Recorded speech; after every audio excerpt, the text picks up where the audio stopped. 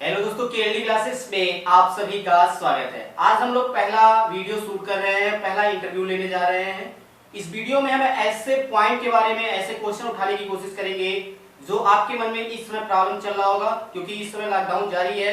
तो ऐसे कई ऑप्शन आपके अंदर, ऐसे कई प्रश्न उठ रहे होंगे जिनका जवाब आप यूट्यूब वीडियो या कई और अन्य सोशल मीडिया के माध्यम से खोजने की कोशिश कर रहे हैं। तो ऐसे ही कई हम क्वेश्चन यहाँ पे उठाएंगे जिसमें आपको हर प्रकार के प्रश्नों का जवाब मिलेगा। तो आज हमारे साथ जो हमारे दोस्त हैं, मोटिवेशनल स्पीकर भी हैं और इन्होंने कई ऐसे सेमिनार किए हैं, बड़े बड़े लाइव भी कर चुके हैं। तो आज हम इनसे कई क्वेश्चन पूछेंगे और ये उन प्रश्नों के जवाब विस्तार से देंगे जो आप समझने की कोशिश करेंगे। तो चलिए हम सबसे पहले सर से आपका इंटरव्यू करवाते हैं। ओके साथियों, मैं एसके मौर्य एक मोटिवेटर स्पीकर हूँ और एक एंटरप्रेन्योर हूँ और मैं एक यूट्यूबर भी हूँ। आज आप लोग का, जैसा कि सर ने बताया है कि विभिन्न लाइफ से संबंधित जो क्वेश्चन होगा, जो इस वक्त आपके दिमाग में चल रहा है, उस सारा क्वेश्चन का मैं आपको उत्तर दूंगा। तो सर चलिए रखिए अपने क्वेश्चन को। पहला सवाल है, लॉकडाउन में अपने आप को कैसे मोटिवेट रखा जाए जब हर तरफ नकारात्मकता फैली नजर आ रही है? तो इसमें सर आपको क्या कहना, आप बताएं विस्तार से।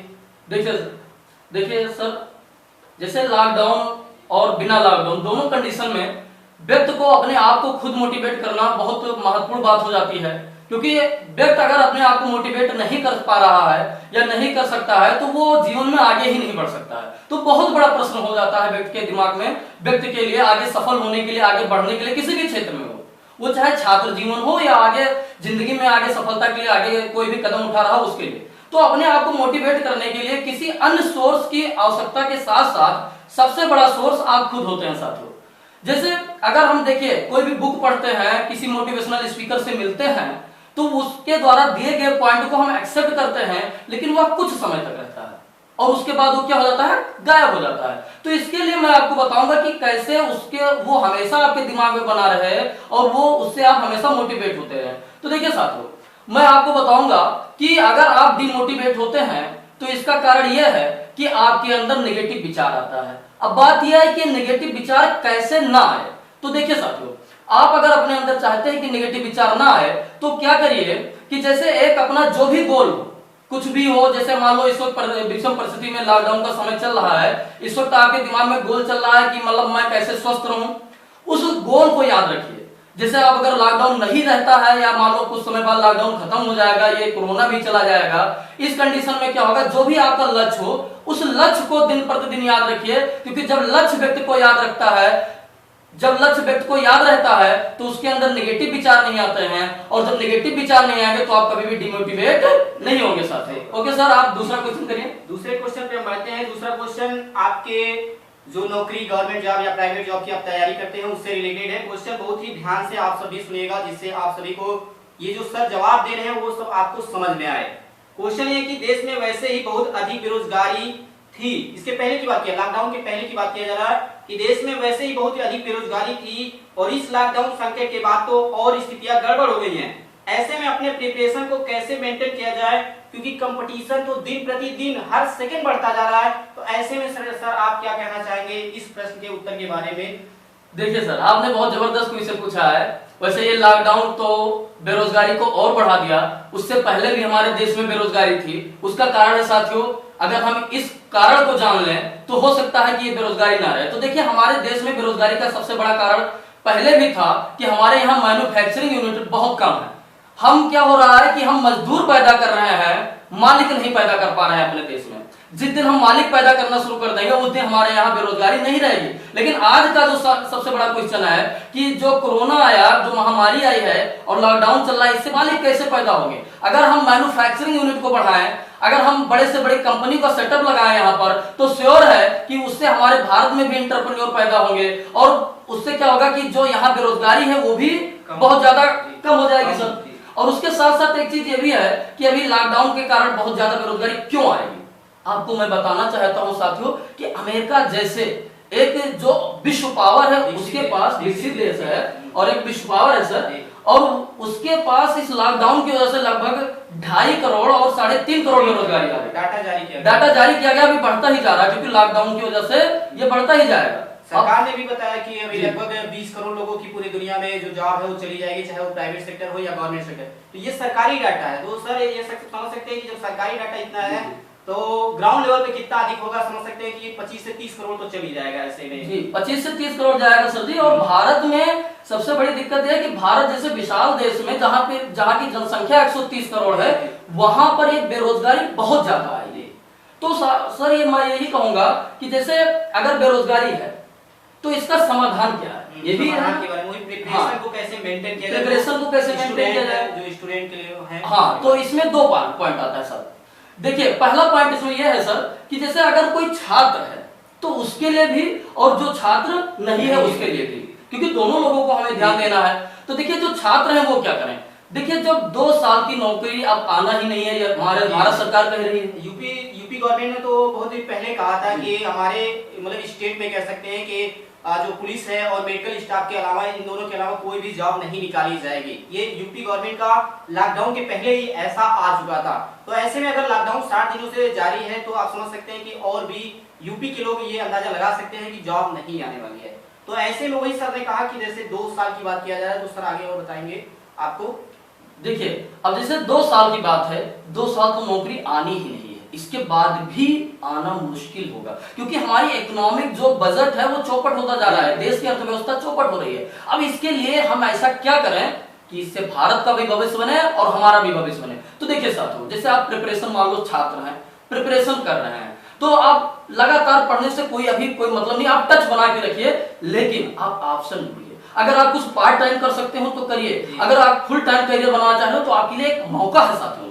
आप एंटरप्रेन्योर बनने की कोशिश करिए, किसी भी चीज का स्टार्टअप करिए। जब आप स्टार्टअप करेंगे तो इससे क्या होगा कि हमारी बेरोजगारी कम होगी, आप 2-4 लोगों को कम से कम आप एम्प्लॉय रखेंगे तो हमारे देश की भी बेरोजगारी घट जाएगी और आप भी एक मालिक बन जाएंगे साथियों, क्योंकि मालिक बनना ही बेटर है नौकर बनने से। और जो आपके अंदर नकारात्मकता आएगी कि वो दोस्त हो, जो हमारा दोस्त हो वो आगे बढ़ गया, हम पीछे रह गए, तो वो भी आपसे दूर रहेगा, आपको कोई दिक्कत नहीं होगा। तो ये दूसरा प्रश्न हो गया। ऐसे ही देखिए कि सर ने बहुत ही विस्तार से आपको समझाया है, अगर आप ध्यान से समझे तो हर प्रश्नों का जवाब आपको इतना सटीक मिल जाएगा कि आपको दिक्कत नहीं होगा आगे बढ़ने में। तो चलिए हम शुरू करते हैं तीसरे क्वेश्चन पे। हर प्रकार के क्वेश्चन को ऐसे ही डिस्क्राइब किया जाएगा। तीसरा क्वेश्चन बहुत ही अच्छा है, अगर आप समझने की कोशिश करें। क्वेश्चन है कि अमीर बनना सभी लोग चाहते हैं, छोटे से छोटा व्यक्ति, बड़े से बड़ा व्यक्ति, हर आदमी चाहता है कि कैसे अमीर बनना चाहता है। लेकिन ये क्वेश्चन पूछा गया कि क्या अमीर बनने के लिए कोई सही तरीका है, जल्दी से कोई कैसे अमीर बन जाए, इसके बारे में सर आप क्या कहेंगे, आप बताएं। जी सर, आपने बहुत जबरदस्त क्वेश्चन पूछा सर। इस पर मैं बहुत सारे वीडियो बनाया हूँ अपना। मैं जैसा कि साथियों आपको मैं बताया कि मैं यूट्यूबर हूँ, आपको मैं यूट्यूब पर कोच एसकेएम के नाम से मिल जाऊंगा, वहां पर मैं अमीर कैसे बने बहुत सारे वीडियो बनाया हूँ। लेकिन फिर भी मैं बताने की कोशिश करूंगा कि इस 4-5 मिनट में आपको मैं बहुत अच्छा बताऊं। देखिए साथियों, अमीर बनने का कोई शार्ट फार्मूला नहीं है, लेकिन यदि आप अमीर बनना चाहते हैं और यदि आप गरीब हैं तो दोनों के पीछे सिर्फ एक कारण है, आपका विचार। आपका विचार आपको गरीब रखता है, आपका विचार आपको अमीर रखता है साथियों। अब देखिए अमीर मतलब हम कह सकते हैं कि अमीर हम शॉर्टकट में नहीं बन सकते हैं, लेकिन उसके लिए अगर हम बनना चाह रहे हैं तो क्या करें। देखिए साथियों, हर एक व्यक्ति का इंटरेस्ट, कोई भी व्यक्ति हो दुनिया में, कोई भी व्यक्ति हो, चाहे वो मजदूर वर्ग हो, चाहे एक छात्र वर्ग हो, चाहे वो युवा हो चुका हो, हर व्यक्ति के अंदर एक विशेष टैलेंट होता है। जैसे मान लो मैं बोलना चाहता हूं तो मोटिवेशनल स्पीकर बन गया, सर भी एक अच्छे खासे यूट्यूबर हैं, इनको भी बोलना आता है। ऐसे आपके अंदर कोई टैलेंट होगा, उस टैलेंट को पहचानिए और उसमें करियर बनाइए। जैसे करियर बनाने के लिए हर जगह है। जैसे कोई कभी ये नहीं सोचा होगा कि एक कंपनी ऐसी भी खड़ी हो जाएगी जो सिर्फ बर्गर बना करके विश्व में छा जाएगी, जैसे मैकडोनाल्ड है ना सर। मैकडोनाल्ड एक ऐसी कंपनी है जो बर्गर बना करके विश्व में छा गई। जैसा आप कभी सोचे भी नहीं होंगे कि बहुत सारी चाय की कंपनियां जो कप में चाय बेचा करती आज एक बहुत बड़ा ब्रांड हो गई, जैसे चायोस। वहां पर सर मैं आपको बताना चाहूंगा, चायोस एक ऐसी कंपनी है, जैसे आप इंजीनियर हैं, वो इंजीनियरों ने शुरू की। और शुरू में एक बात मैं बताऊंगा, आप शर्म मत करिए, क्योंकि चायोस एक ऐसी कंपनी है जो इंजीनियरों ने शुरू किया। अब वो सोचते हैं कि हम गिलास नहीं धोएंगे तो इंजीनियर कैसे बनते, लेकिन आज चायोस एक हजारों करोड़ की कंपनी है। ऐसे कई एग्जांपल आपके सामने आसपास भी होंगे, आप देख सकते हैं, उसमें शर्म ना करें। आपने कई बार देखा होगा कि मोदी जी ने कई बार अपनी स्पीच में कहा, वो भी ऐसे छोटे मोटे सम्मेलन में नहीं, यहाँ तक कि जब 15 अगस्त 26 जनवरी में जब उनका स्पीच होता, उन्होंने कहा कि मैं चाय बेचता था, अब बताइए कि उतने बड़े आदमी चले गए, प्रधानमंत्री बन गए देश के, उनको कौन सी जरूरत है कहने की कि मैं चाय बेचता था, लेकिन फिर भी वो बताना चाहते हैं कि हम उस लेवल से आए हैं कि जहां से या आप उससे नीचे भी होंगे या ऊपर भी होंगे। ऐसा बात नहीं है कि सब लोग चाय ही बेचते होंगे, उससे ऊपर भी लोग होंगे, उससे अधिक इनकम होगी, लेकिन वो बताना चाहते कि आप क्या कर सकते हो, कहां से आए हो। बस आप अपने अंदर क्या करिए कि शर्म को त्याग कर दीजिए, आपकी हर समस्या गायब हो जाएगी और आप अमीर बन जाएंगे। आगे बढ़ते हैं नेक्स्ट नंबर के क्वेश्चन पे। नेक्स्ट नंबर क्वेश्चन बहुत ही अच्छा है, क्योंकि इस बारे में आज तक अभी लोग फैसला नहीं कर पा रहे कि करना क्या है, हमें आगे लॉकडाउन के बारे में बाद आगे क्या करना है। क्वेश्चन ये कि अगर कोई ये निर्णय नहीं ले पा रहा है कि सफल बनने के लिए वह गवर्नमेंट जॉब करे या प्राइवेट जॉब करे, या जैसा मोदी जी ने अभी जब 20 लाख करोड़ रुपए का पैकेज जारी कर रहे थे, उस दिन उन्होंने कहा कि भारत को हम आत्मनिर्भर बनाएंगे। आत्मनिर्भर बनने का मतलब क्या हो गया कि हम लोग अपना काम करेंगे, अपना स्वयं का रोजगार चालू करेंगे। तो इसमें अगर कोई फैसला करना चाहता है कि सर हमें गवर्नमेंट जॉब करना है या प्राइवेट जॉब करना है या अपना काम करना है, तो फैसला कैसे ले, किस आधार पे ले, इसके बारे में सर कुछ बताया। देखिए मैं बताऊंगा सर, जरूर बताऊंगा इस बारे में कि जैसे कोई बहुत बड़ा डिसीजन होता है लाइफ का, मैं भी इसमें फंस चुका हूँ। पहले मैंने देखा है, अब तो खैर मैं इससे निकल गया जब एंटरप्रेन्योर बना, कि प्राइवेट जॉब करें, गवर्नमेंट जॉब करें या खुद का काम करें, क्योंकि सबसे बड़ा रिस्क तो खुद के काम में, अगर असफल हो गए तो सबसे बड़ा क्वेश्चन। लेकिन ये जो सर कह रहे हैं कि अपना काम वाली बात है, वो उत्तर प्रदेश और बिहार के जो युवा लोग हैं उनके लिए सबसे बड़ी समस्या, क्योंकि यहाँ पे ना ही उतना इंफ्रास्ट्रक्चर है, ना ही उतना उनका बैकग्राउंड जो होता है लेवल, घर का माता पिता उतने सक्षम नहीं होते हैं कि आपका जो सहयोग कर पाए। तो इसलिए सबसे बड़ी जो प्रॉब्लम होती है आत्मनिर्भरता या स्वरोजगार वाली, ये उत्तर प्रदेश और बिहार के लड़कों के लिए सबसे ज्यादा एक तरह समस्या हो जाती है। जी जी, तो देखिए सर, जैसा कि आपने भी क्वेश्चन उठाया उत्तर प्रदेश बिहार के लिए, ऐसा कि मतलब ये यूपी बिहार बहुत ज्यादा बेरोजगारी के हब है कह सकते हैं, लेकिन पूरे देश के लिए भी ये समस्या है कि जैसे वो क्वेश्चन दिमाग में आता ही है कि गवर्नमेंट जॉब, प्राइवेट जॉब या अपना। तो मैं बताना चाहूंगा साथियों, वास्तव में अगर देश के लिए, अपने लिए, अपने सपनों के लिए, अपने माँ बाप के लिए, आने वाली पीढ़ी के लिए कुछ करना चाहते हैं, तो आप मान लो आपके पास रुपया नहीं है तो कुछ दिन जॉब करिए, और अगर आप किसी भी तरह से कोई भी स्टार्टअप कर सकते हो 1000, 2000, 4000, 5000 से, तो आप खुद का काम करिए, तभी आप आत्मनिर्भर बन सकते हैं। और इससे जानते हैं फायदा क्या होगा, जब आप खुद का काम करेंगे, सभी कोई भी युवा है, अगर कोई भी युवा अपना खुद का काम करता है तो वो कम से कम मान लो एक सेल्फ एम्प्लॉयमेंट है। अब सेल्फ एम्प्लॉयमेंट और बिजनेसमैन में क्या अंतर है, अब बहुत ज्यादा डीपली नहीं जाऊंगा, अगर इसके बारे में आपको डीपली देखना है तो हमारे चैनल पर आप जाइए।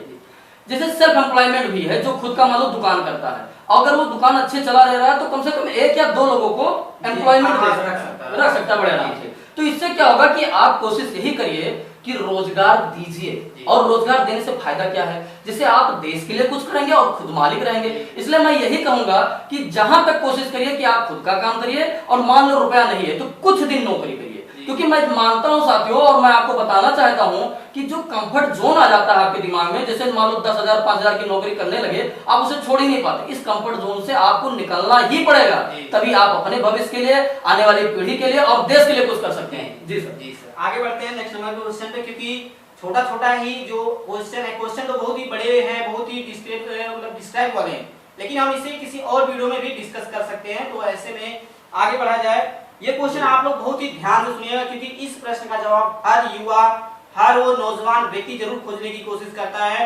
क्वेश्चन ये कि आज के युवा वर्ग को धर्म, जाति, भेदभाव, देखिए मैं क्वेश्चन को एक बार और रिपीट करूंगा जिससे आपको भी समझ में आ जाएगा।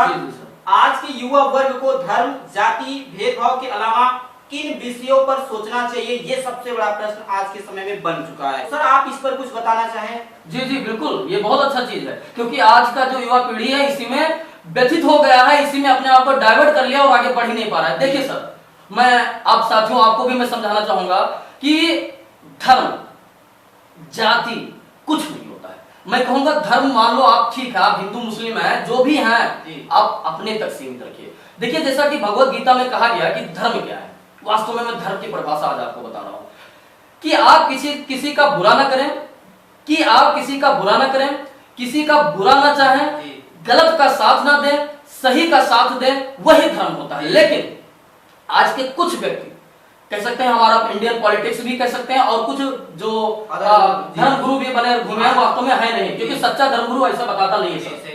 कुछ लोग हैं जो बताते हैं कि तुम हिंदू हो, तुम मुसलमान हो, दिस इज रॉन्ग, ये बिल्कुल गलत है। वास्तव में आपका धर्म सिर्फ मानवता है।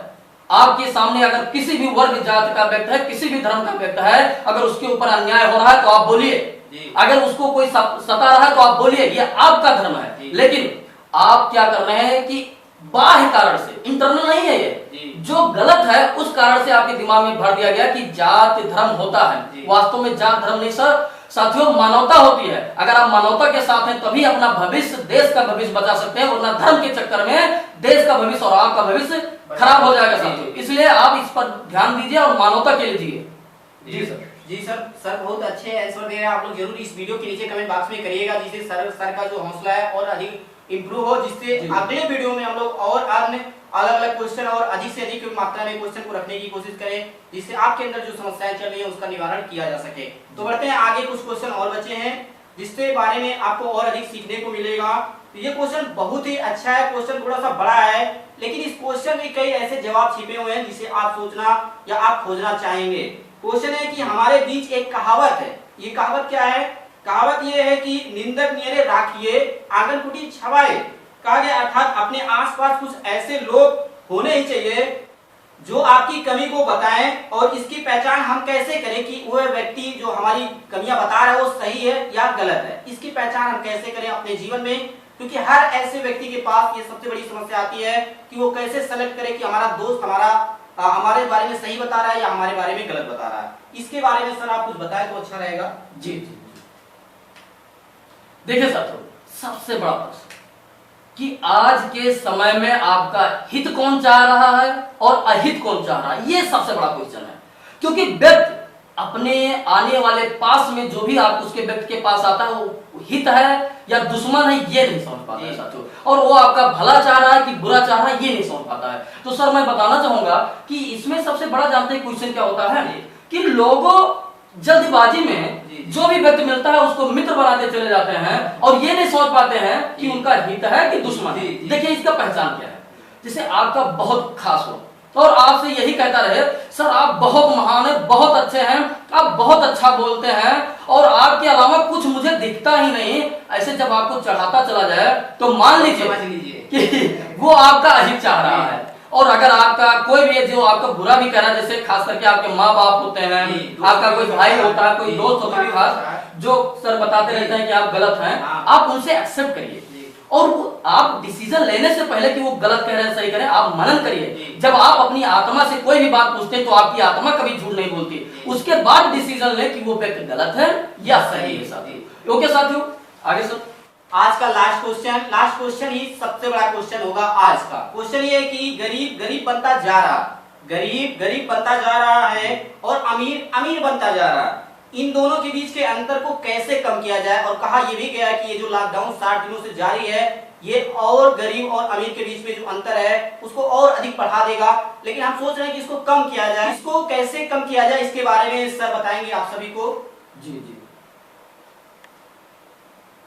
देखिए साथियों, देश की अपने आने वाले भविष्य की सबसे बड़ा क्वेश्चन, और वास्तव में यही देश किसी देश को बर्बाद कर सकता है और किसी देश को बना सकता है। जो सर ने आपने क्वेश्चन किया लास्ट क्वेश्चन है, लेकिन बहुत इंपॉर्टेंट क्वेश्चन है सर आपका, कि जो गरीब है वो गरीब ही है, जो अमीर है वो अमीर ही होता जा रहा है। क्यों? देखिए साथियों, ये टर्न लॉन्ग है, ये जवाब लॉन्ग हुआ, लेकिन यही एग्जैक्ट आंसर है हमारे भारत के भविष्य के लिए।